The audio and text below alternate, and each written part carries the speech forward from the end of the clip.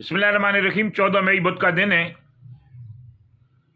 कराची इस वक्त तवील लोड शेडिंग में जो के इलेक्ट्रिक की वजह से तवील लोड शेडिंग का शिकार है। कराची वालों से असम्बलियों में वोट लेकर असम्बलियों में पहुंचने वाले तमाम लोग ऐश व अशरत की ज़िंदगी गुजार रहे हैं और कराची वाले इस वक्त बदतरीन लोड शेडिंग की वजह से उनकी ज़िंदगी जो एक अजाब में मुब्तला हो चुकी है।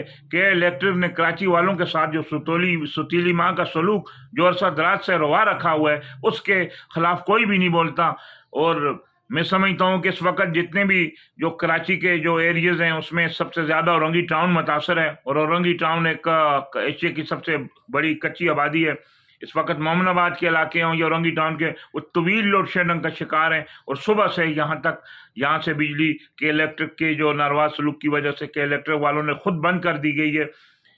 वज़ीर आला सिंध हो या गवर्नर सिंध, इनको इस बारे में एक्शन लेना चाहिए था कि उनके गवर्नर, ये वज़ीर आला की जिम्मेदारी बनती है, लेकिन गवर्नर सिंध वफाक के नुमाइंदे हैं। जिस तरह वो बहुत सारे इशू पे जो बात करते हैं, मैं इस वीडियो के जरिए गवर्नर सिंध कमरान टेसोरी साहब से यह मुतालबा करता हूँ कि वो एक इस पर भी के इलेक्ट्रिक के नरवाज सलूक पर भी तमाम लोगों को जो MNA MPA हैं कराची के जितनी भी जो जमातों के, उनको वहाँ गवर्नर हाउस बुलाएं, अवाम भी आए ताकि अवाम वहाँ उनसे पूछ सके। यहाँ तो ये शक्ल भी नहीं दिखाते कि अवाम नाम की कोई चीज़ है जिन्होंने इनको वोट देकर असम्बलियों में बचाया और आज ये अवाम को भूल गए हैं कि इलेक्ट्रिक का किबला दुरुस्त किया जाए।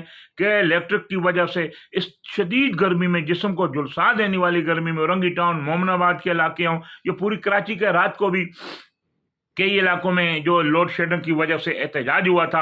मैं गवर्नर साहब से अपील करता हूं कि आप वफाक के नुमाइंदे हैं, वफाकी हुकूमत से मुतालबा करें। सिंध में तो कोई भी आवाज़ उठाने के लिए तैयार नहीं है, नहीं इसके इलेक्ट्रिक का जो किबला दुरुस्त करने के लिए तैयार है। इस वक्त कराची तवील लोड शेडिंग की वजह से कराची वाले आजिज आ चुके हैं, बीमार लोग इंतहाई परेशान हैं, गरीब लोग हैं जो ऐसा कोई दूसरी बंदोबस्त नहीं कर सकते। जो सोलर सिस्टम जिनके पास है वो तो इस चीज़ से मुस्तफ़ीद हो सकते हैं।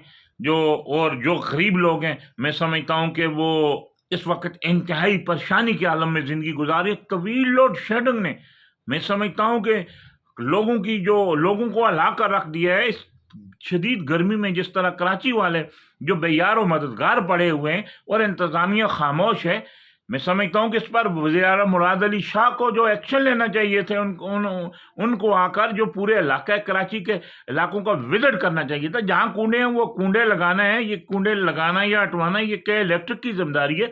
जो ये कभी कभी बहाना करते हैं कि यहाँ से जो बिलिंग नहीं होती, लोग बिल पे नहीं करते। भाई कूड़े भी तो आप लोग ही लगवाते हो ना, अगर आप लोग नहीं लगवाते हो तो ये इनको काटना भी आपकी जिम्मेदारी है। खुदारा कराची के हाल पे रहम करें।